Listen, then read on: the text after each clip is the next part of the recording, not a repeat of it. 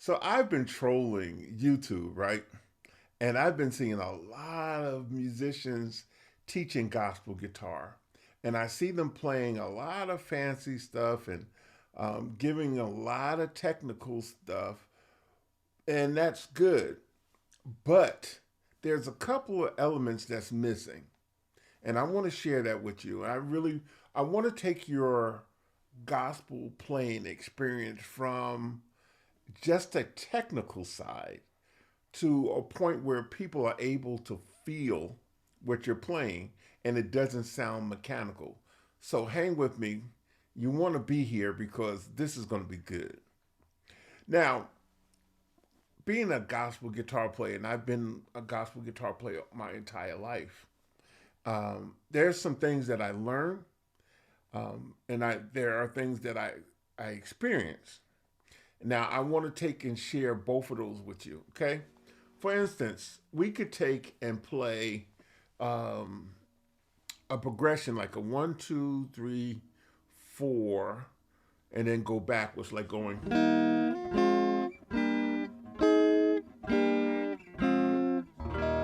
right. And you hear that a lot in gospel, okay? Okay, it's cool. But then you can take that and add the flavor of gospel by taking and using your whammy bar and changing the progression to sound more melodic. Like, see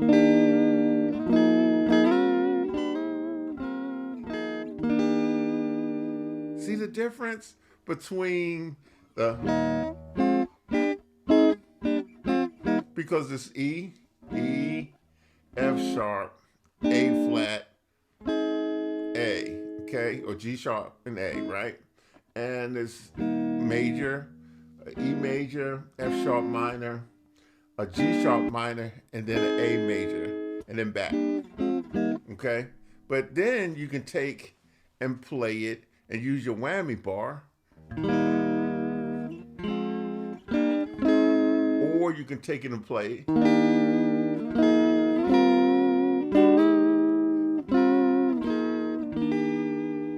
See, there's a difference. There is a feeling among the technical, the theory of it.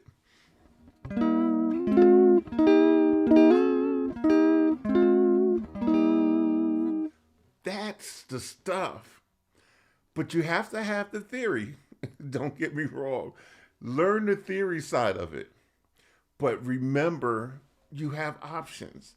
You have this what don't go crazy with it because it only takes a little to get that to work. One of my favorite guitar players is Jubal Smith. Killer guitar player. And he kills the whammy bar, but he makes it feel like something, okay?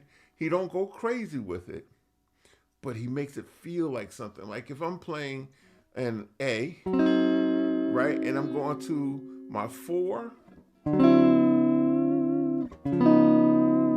see that? By just pushing down on that whammy bar and shaking a little bit.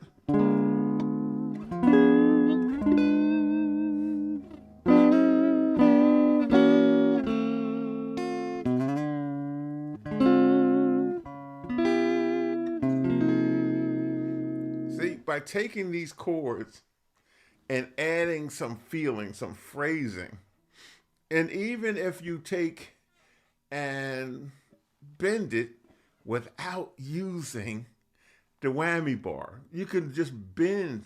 Like I went to the four chord, right? So I'm in key of A, playing the A dominant chord, and then I go to that 4, 9. If I play this and I say, okay, I want to take and make it almost sound country like. So what I'm taking is this one note, which is the D, and bending it and bringing it back. See that?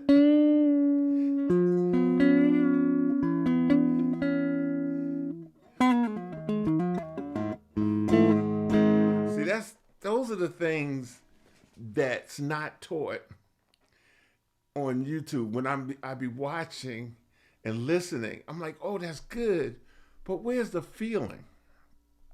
Show you this little trick. Not even a trick, but a little thing that a lot you hear in gospel. And what you hear is you hear them play the root of these chords, but they're playing them like on the first three strings. And it's right.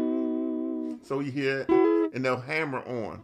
So when you hear it, you hear a sus2 chord, and then hammer on to make it that triad, right?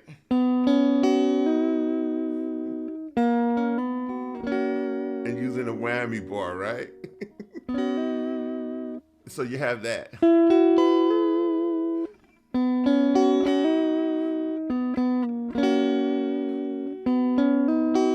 So that hammer on, that sus2 chord, and then hammer on, and then go to that C. See that? See, I'm doing, see that?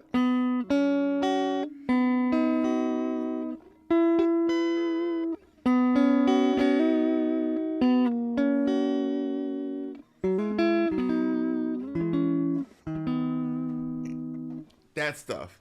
Another thing you hear gospel guitar players doing is slides. A lot of slides.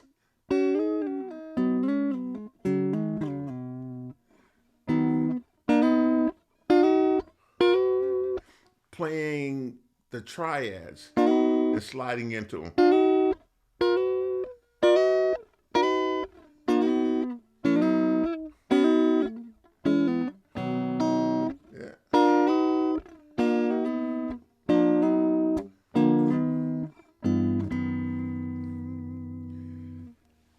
That's the gospel. I love it. Listen, take and use that stuff, practice it, and learn the technical side, but learn to add feeling to it. Nothing worse than a piece of chicken that's bland. Add that seasoning. You are the seasoning. Use it, okay? Guitar players are the season. I love it. All right, and I'll see you in the next video. Take care.